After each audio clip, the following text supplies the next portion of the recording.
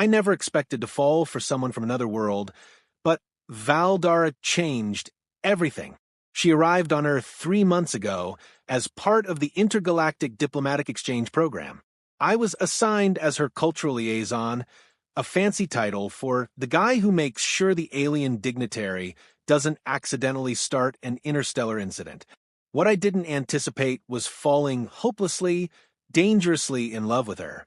Valdara wasn't just beautiful by human standards, she was breathtaking by any measure. Her skin had an iridescent shimmer that changed colors with her moods, deep purple when she was thinking, soft rose when she laughed, and a mesmerizing silver blue when we were alone together. Her eyes were large and expressive, with vertical pupils that dilated when she looked at me in ways that made my heart race. Two delicate antennae curved gracefully from her temples, and she'd explained they were sensitive to touch, incredibly sensitive. "You're staring again, Daniel," she said that morning, her voice carrying that melodic quality that made even mundane statements sound like poetry. "Can you blame me?" I set down my coffee and crossed the penthouse apartment we'd been sharing.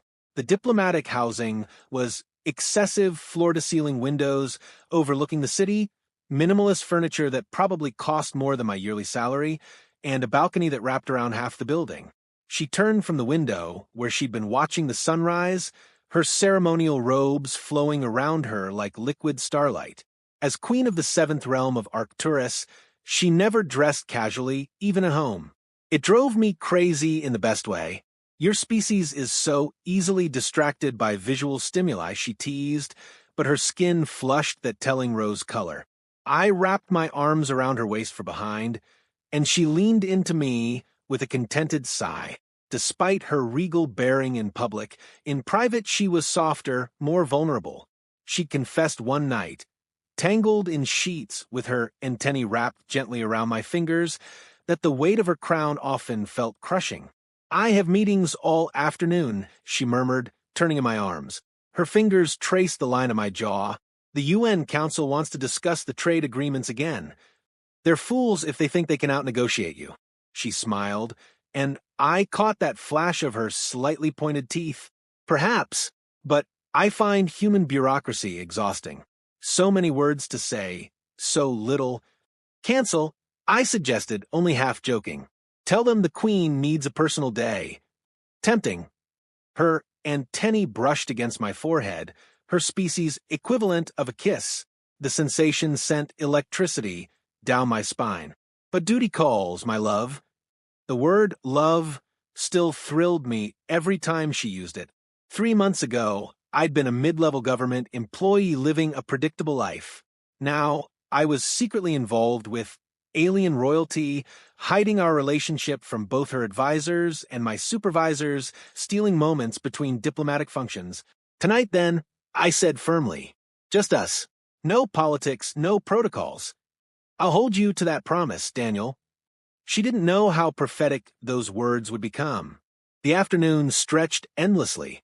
I handled correspondence, reviewed security briefings, and tried not to think about Valdara charming UN delegates with her sharp wit and diplomatic grace. My phone buzzed with updates from her security detail, all routine. When she finally returned at 6, I heard the commotion before I saw her. Her advisors were speaking rapidly in their native language, which sounded like wind chimes in a storm. Valdara's responses were curt, her tone sharp. I said I'm fine. "Leave us." The door to the penthouse opened and closed. Silence. "Valdara?" I found her on the balcony, attempting to inspect the ornate metal railing that bordered the space. The evening sun caught her robes, making her seem to glow. But something was off about her posture. "The craftsmanship on your planet is sometimes questionable," she announced, her voice carrying that imperious tone she used when embarrassed. "What are you doing?" I was merely examining the structural integrity of she shifted, and that's when I noticed her elaborate ceremonial belt, with its flowing side panels and decorative elements, had somehow gotten wedged between two of the railing's vertical bars. She was stuck. The alien queen of the seventh realm of Arcturus, ruler of 14 planets and commander of fleets that could vaporize cities, was trapped by a balcony railing. I bit my lip. Hard. Don't, she warned, her antennae stiffening. Don't you dare. A laugh escaped me, just a small one. Her skin flushed deep purple, anger mixed with embarrassment. This is not amusing, Daniel. I am simply caught on a minor architectural feature. It could happen to anyone. You're right, you're right. I pressed my hands over my mouth, but my shoulders shook with suppressed laughter. I can hear you. I'm not laughing. You're absolutely laughing. She tried to twist free, and her cape flared dramatically behind her, making the whole situation infinitely more absurd. For someone so graceful, so precise in every movement, this was deliciously, perfectly ridiculous. Okay, let me help. I approached, still fighting a grin. I don't need help. I simply need to, she yanked, and the railing creaked ominously. Her eyes widened. Perhaps I do need help. I knelt beside her, examining how the intricate metalwork of her belt had woven through the railing's design. It would have been impressive if it weren't so comical. How did you even manage this? I was leaning over to observe the architectural details below, and when I straightened, the belt she gestured helplessly, her antennae drooping with embarrassment. Architectural details? Her skin shifted to a lighter purple. There was a bird, a very interesting bird. You got stuck in a railing because you were watching a bird? It was a remarkable bird. I couldn't help it, I laughed, really laughed. The sound echoed across the balcony, and Valdara's expression cycled through fury, indignation, and finally, reluctantly, amusement. This is entirely undignified, she muttered, but I caught the corner of her mouth twitching. Incredibly undignified. I agreed, working at the belt's clasp. If your people could see you now, they would have me executed for tarnishing the royal image. That seems extreme. You don't know my people. But she was smiling now, that gorgeous smile that transformed her entire face. Her skin began shifting to that soft rose color. The belt wasn't budging. The metal had somehow twisted in a way that made simple extraction impossible. I tugged gently and Valdara gasped, "Careful. That's attached to me, you know? I am being careful. You're the one who decided to become one with the railing.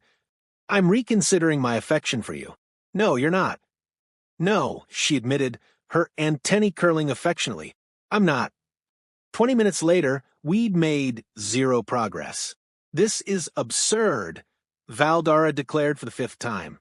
"I've negotiated peace treaties between warring civilizations. I've navigated political coups. I've survived assassination attempts. And I'm being defeated by Earth metalwork. Maybe we should call someone?" "Absolutely not."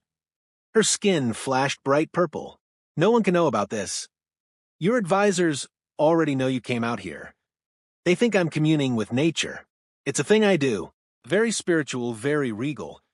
She attempted another twist, and I heard fabric tear. "Oh no." "What?" "My robe. Daniel, this robe costs more than your vehicle. My car cost $800. My point exactly." I sat back on my heels, studying the situation.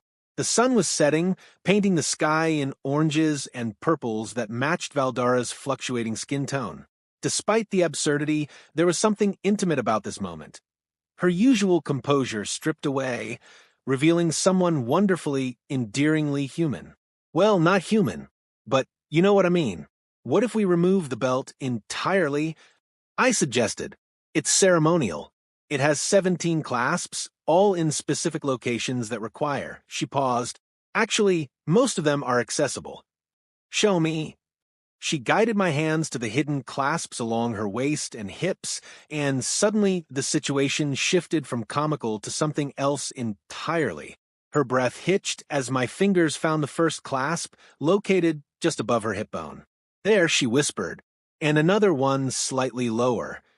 The proximity, the fading light, the intimacy of my hands on her body, it all created a tension that had nothing to do with the railing situation. I found the second clasp, released it, and heard her sharp intake of breath. "You're enjoying this," I accused softly. "I'm stuck in a railing, Daniel." "I'm hardly," she gasped as I found the third clasp, this one requiring me to press close against her back. "Okay, perhaps slightly enjoying it." "Just slightly?" Don't let it go to your head. Her antennae were glowing now, a soft bioluminescence that appeared when she was aroused. I'd learned to recognize the signs over our months together. The way her skin shimmered, how her breathing changed, the subtle scent like ozone and honey that surrounded her. How many more clasps? I murmured against her ear. 14, she breathed. This is going to take a while. What a shame. I worked slowly, methodically, finding each hidden clasp. Some required me to slip my hands beneath the layers of her robe, feeling the warmth of her skin through the thin undergarment. She trembled under my touch, and when I reached a clasp positioned along her ribs, she made a sound that had nothing to do with discomfort. That's very sensitive, she managed. I'll remember that. You're impossible. You love it. I do, she admitted, turning her head to look at me. Her eyes had dilated almost completely, and her skin had shifted to that silver blue I loved. I love you. It wasn't the first time she'd said it, but every time felt monumental. An alien queen loving an ordinary human. It seemed impossible. I kissed her then, carefully, mindful that she was still partially trapped. She melted into it, her free hand reaching back to tangle in my hair. When we finally broke apart, both breathless, reality crashed back. I'm still stuck, she noted. Right? Yes. Remaining clasps.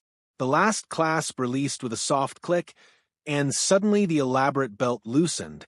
I carefully unwound it from the railing, holding up the intricate piece of royal regalia like a trophy. Freedom. Valdara spun around, her cape swirling.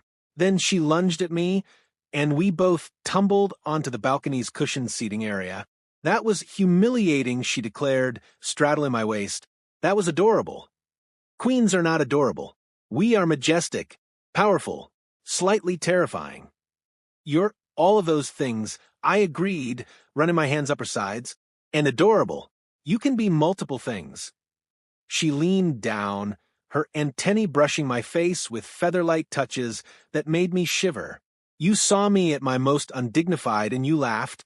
I helped. After you laughed. I did both simultaneously. I'm talented. She kissed me deep and thorough, and I forgot about railings and belts and dignity entirely. When she pulled back, her eyes were glowing. I should punish you for laughing at royalty, she murmured. I'm terrified. You're not even slightly scared. Nope. She kissed me again, and this time there was nothing gentle about it. Her hands worked at my shirt buttons while mine found the fastenings of her robe, much simpler than the belt, thankfully. The evening air was cool against our skin as we shed layers, driven by months of pent-up desire and the adrenaline of the ridiculous situation we'd just survived. Inside, I managed between kisses. Someone could see. Let them, she breathed, but she stood, pulling me with her. We stumbled through the balcony doors, barely making it to the bedroom before falling onto the massive bed together. What followed was intense, passionate, and everything that had been building between us since that first moment of connection. She was both powerful and vulnerable, commanding and yielding. Her skin shifted through every color I'd learned to recognize. Desire, pleasure, love, joy, a visual symphony that left me breathless. Later, tangled in sheets with her antennae wrapped loosely around my wrist, she traced patterns on my chest. I've never felt this way before, she admitted quietly, with anyone on any world. Neither have I. My advisors would be horrified. My boss would have a breakdown. We're quite the scandal waiting to happen. She propped herself up on one elbow, looking down at me. In the dim light, her skin glowed softly, cycling through gentle colors. Do you ever regret this? Us? Never. I brushed a hand over her antennae, knowing how intimate the gesture was for her species. She shuddered, pressing into my touch. Do you? How could I regret the only thing that makes me feel truly alive? We lay in comfortable silence, the city lights casting patterns across the ceiling. Eventually, she laughed, a genuine, unrestrained sound that I lived to hear. What? I got stuck in a railing, she said, dissolving into giggles. An actual railing. My security detail will never let me live this down if they find out. Our secret, I promised. One of many. Dawn broke across the city, and I woke to find Valdara already awake, watching me with those extraordinary eyes. Good morning, she murmured. Morning. How long have you been awake? A while. I was thinking. About. She hesitated, her skin shifting to a contemplative deep purple. About what happens when my assignment here ends. My stomach dropped. I'd been avoiding this thought for weeks, but it was inevitable. When does it end? 3 months. Maybe 4 if we're lucky. That's not very long. No. She traced my jawline with one delicate finger. I've been offered a permanent position on your planet, an ambassadorial role that would require me to stay indefinitely. Hope flared in my chest, and I haven't accepted yet because it would mean giving up my throne. My people would see it as abandonment. There would be consequences, political, personal. My younger sister would become queen, which she's not ready for. The council would. Valdara. She stopped, looking at me with vulnerable eyes that held the weight of worlds. What do you want? I ask simply. I want to be with you, she whispered. I want mornings like this, and ridiculous moments like getting stuck in railings and nights where I can just be myself instead of playing the role of queen. I want a life where I choose happiness instead of duty, but I've spent my entire life being told that duty comes first, that personal desires are secondary to the good of my people, that love is a luxury rulers cannot afford. I sat up, taking her hands in mine. Do you believe that? I used to. Her antennae curled around my fingers, holding on like she was afraid I'd disappear. Now, I'm not sure what I believe anymore. You've changed everything, Daniel. Then stay. It's not that simple. Yes, it is. Stay. Be happy. Let your sister grow into the role. Let your people learn that their queen deserves a life beyond service. I squeeze her hands. I'm not saying it'll be easy. I'm not saying there won't be consequences. But I am saying that I love you and I want you to stay, and I think you want that too. Tears welled in her eyes, a universal sign of emotion, apparently. Her skin cycled rapidly through colors, unable to settle on any single emotion. I got stuck in a railing yesterday, she said finally, and I blinked at the non sequitur. Yes, and you laughed at me. You saw me completely undignified and ridiculous, and you laughed, and you loved me anyway. She smiled through her tears. No one in my entire life has ever seen me that way. Everyone sees the queen, the figurehead, the symbol. But you see me. I see you, I confirmed, and I love what I see. She kissed me then, soft and sweet and full of promise. When she pulled back, her skin had settled into that beautiful silver blue. I'm going to stay, she announced. I'm going to accept the ambassadorial position, and I'm going to figure out the politics, and I'm going to build a life here. With you. Yeah. She grinned, looking younger and freer than I'd ever seen her. Although I'm instituting one rule. What's that? No more balcony railings. They're clearly dangerous. I laughed, pulling her close. Deal. 3 months later, we stood together at a press conference as she officially announced her decision to remain on Earth as Arcturus's permanent ambassador. The news sent shockwaves through both her world and mine. But as she took my hand openly for the first time in public, skin glowing that gorgeous rose color, I knew we'd made the right choice. That evening, back in our penthouse, she stood on the balcony, keeping a careful distance from the railing, and looked out at the city that had become her home. Any regrets?